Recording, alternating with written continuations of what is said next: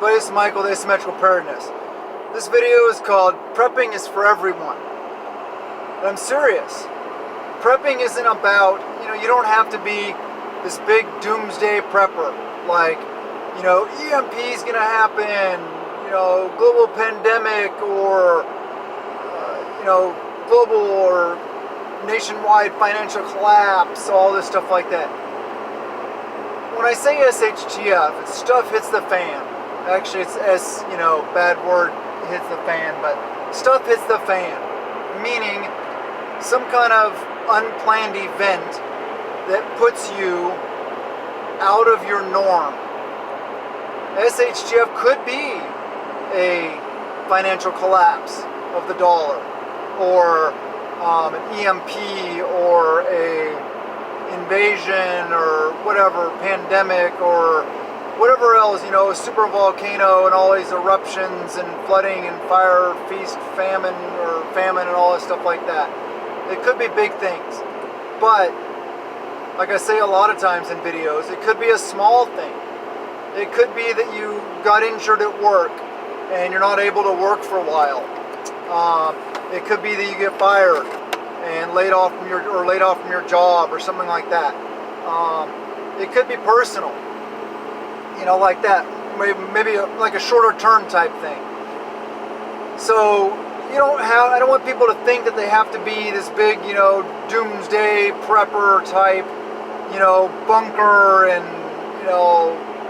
50 guns and 5 million rounds of ammo and a homestead and 50 trained guys and women and stuff like that.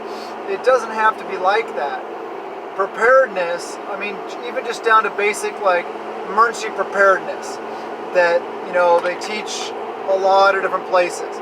Just basic stuff where you're ready for natural disasters. You have you have a couple weeks of food in your pantry and water and stuff like that. Preparedness can come crosses so many different lines and applies to people in so many different ways.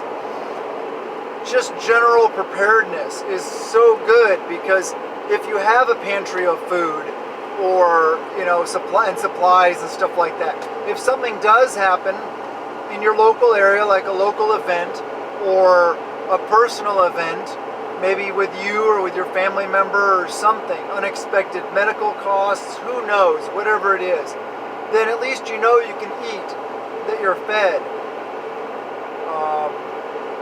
And if you have a wood stove and firewood or something like that, you can keep yourself warm and cook and all those things.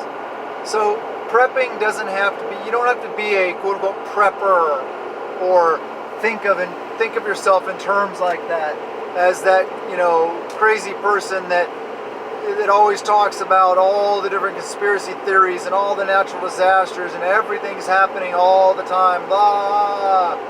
You just be a normal person, I always say prep a little every day, and that's true, but prepping is just life in general. Prepping should be just natural. It's what our ancestors did normally, and they weren't survivalists or preppers or anything like that. They were just common sense for them. It was common sense to have a root cellar full of food or a pantry full of food, to can excess, to grow their own food, stuff like that. A lot of things people don't do nowadays, but that used to be the norm. And we used to have an agrarian society where everybody had their own garden, as well as maybe some chickens for eggs, stuff like that. Obviously we've gone away from that. I try to encourage people to go back to that as much as possible. Produce some of your own inputs, your own calories. That's such a good thing. But think of preparedness as a safety net. Like I talk about, I say prep out of peace of mind, not out of fear. And I equate it to investing for your future. Like stocks, bonds, mutual funds, CDs, gold, silver, real estate, all the different investment opportunities. There's lots more. You guys know I'm not going to go into all that. You don't you don't invest in those things for your future because you fear your future. You do it so that you can have a comfortable future. That's why we prepare. Also, it's a safety net. It's not it's not a fear. It's not an end-all, be-all. It puts us in a better place to be able to better take care of ourselves and our family and the people we care about. And, if you are concerned about a more major event, then maybe you should be prepping on a grander scale than what I'm talking about. Just basic preparedness at least, though. I hope I'm reaching some of those kind of people and encouraging, some people that don't want to really go the full extent right now. At least introduce them to prepping and preparedness, at least on the smaller scale, so that, because if they start preparing on the smaller scale, have at least a couple weeks of food and water and stuff like that, then maybe that will morph into becoming more prepared in general and learning some skills and, snowballing from there. And I'm not trying to turn everybody into, prepping is my life, prepping is everything. No, I don't want that. Unless you can make prepping fun. If you really enjoy preparedness and prepping and that whole lifestyle of like homesteading, producing your own calories, stockpiling food, training, learning, all that kind of stuff, and you make it fun along the way, and you and your family or whoever you care about really enjoy it and get something out of it and have fun doing it, then shoot, why not? I don't want you guys to fear. And I know we all watch the fear porn sites. It kind of helps motivate me, gets me back on track sometimes even. Because you guys know I don't do fear porn. I don't talk about the next things coming along that you got to be prepared now, or, Yellowstone's about to blow, or whatever it is. I do common sense preparedness. Now, if there is something going down like that, sure, I'll call it for what it is. There are some things to be concerned about, not to fear, but to be concerned about. Keep your eyes and ears open, guys and gals. Just be aware of things, I guess. Be awake. Listen, look, at different sources. Like this whole thing everybody's talking about now that started over there, in that other country, the big, huge one with lots of people. That is something I'm keeping my eyes open. I'm looking at, I'm listening to, and look at different sources. A variety of sources, not just like one-sided. Look at both sides of the story, or multiple sides of the story. So maybe you can kind of piece together that, if you take all these different inputs and these different opinions and stuff like that about what's actually going on, and then, you basically triangulate, like radios and GPS use triangulation. They say over here, there's a satellite over here, the satellite over here, the satellite over here, and wherever their lines intersect, you're in the middle of, that's the intersecting lines. You're in the middle right there. So what you do is you take this information, this information, this information, this information about, what we're talking about, and then go here in the middle. And somewhere right about there in the middle is where the truth is going to be. And sometimes I could be wrong. It could be way over here. Or it could be even way worse over here or something, You never know.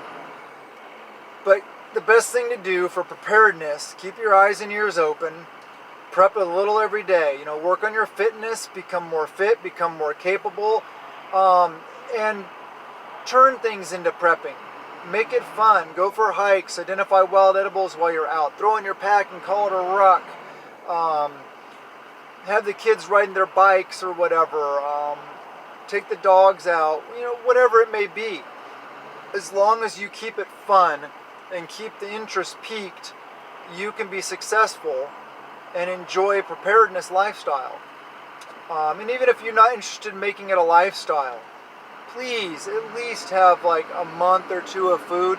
It is so easy. Okay, talking to those people that are here, if you're listening and you're brand new, you don't know about this whole prepping thing and stuff like that, preparedness, and you think maybe that they're kind of whack, people are whacked.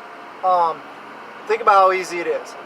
Okay, you can go to Costco, restaurant supply store, um, whatever, any kind of big box store like that where you can buy items in bulk. You can get a bag of beans, like a 25-pound bag of beans, 25-pound bags of rice, some seasonings, and bam, you're out the door with 50 pounds of food for usually under 30 bucks. Pretty easily. Sometimes 25, sometimes 20-ish, depending. Usually about 25. Rice and beans combination usually equals out to about 50 cents a pound. Because rice is a lot cheaper, beans are more expensive. So, but they equate out to roughly, if you're finding it for roughly about 50 cents a pound, that's a good price. Throw in some spices for another 5 or 10 bucks or something like that, and bam, you got, depending on how many people are in your family, if it's just you and your wife, shoot, you can eat for weeks on that. Will you get tired of it? Sure, of course you get tired of it, but you'll live. Watch, if you're interested in all this stuff, watch all my other videos and see how you can make it much more interesting and better than just living. Make it so you can thrive, not just survive an event. Whether it's a power outage for a week or whatever it may be. I don't know. Everybody has their different things. We all deal with different things, different threats in our environments, where we live, our area of operation, our states, our counties, our townships, whatever you want to call them. We all have different threats. Natural threats, man-made threats, stuff like that. So I'm just here to encourage you guys to do what you can with what you have available to you where you're at. Make choices based on your location and what you need there.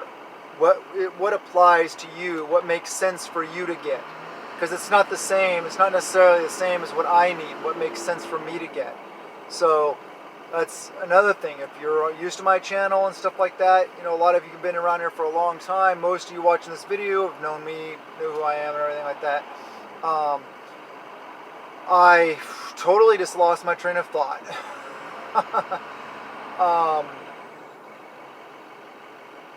I don't know what I was going to say. I'm sorry. I guess just do what you can. Prepare. Okay, I try to teach people. That's it. I try to empower you guys. I try to get you guys to think, to be independent thinkers, and to make these kind of decisions about what you need and where you need to go, the direction you need to go, for yourselves. Because I can't sit here and tell you, if you live in Arizona, coming from somebody that lives in Washington State, Western Washington, I can't tell you what you need to go out and do or get or learn. Okay? You're in a totally different situation than I am. So, learn what you can, do what you can, and preparedness is not a bad thing. It doesn't have to be taboo or some weird thing that those doomsday prepper freaks do on TV with these big, huge, massive bunker complex and tanks and all this stuff like that. No, it doesn't have to be like that. If you want it to be like that, sure, go for it. Nothing wrong with that. If you enjoy that, awesome. Do what you enjoy. But please do something. I love you guys, and I hope I encourage you guys with this video. I know it was kind of like just here and there, and sometimes my videos are like that. Sometimes they're better. Sometimes they're, a little discombobulated, stuff like that. It all has to do with my brain and how it's working and making connections and stuff that day. I love you guys. I hope that you subscribe, hit the like button, and comment below. I love comments. I try to stay engaged there as much as possible. And if you're interested, check out Patreon. We do a lot of good stuff there. I love it. And come on, it's a couple cents a day for Patreon. It's totally worth it. I love that because it's not all censored like YouTube is here. And I started picking up the Instagram thing again. So go check me out on Instagram. It's Asymmetrical Preparedness on Instagram. Follow me there. Make some comments. Check out the pictures. I'll be adding more, a lot more here soon. I started it and then I kind of just died off for a while, lost interest, and I'm trying to pick it up again. It's pretty cool. You can do a lot of different things there to either help drive people here to YouTube so they can check out the channel, and or building community there also. So I love you guys, and blessings to you and yours.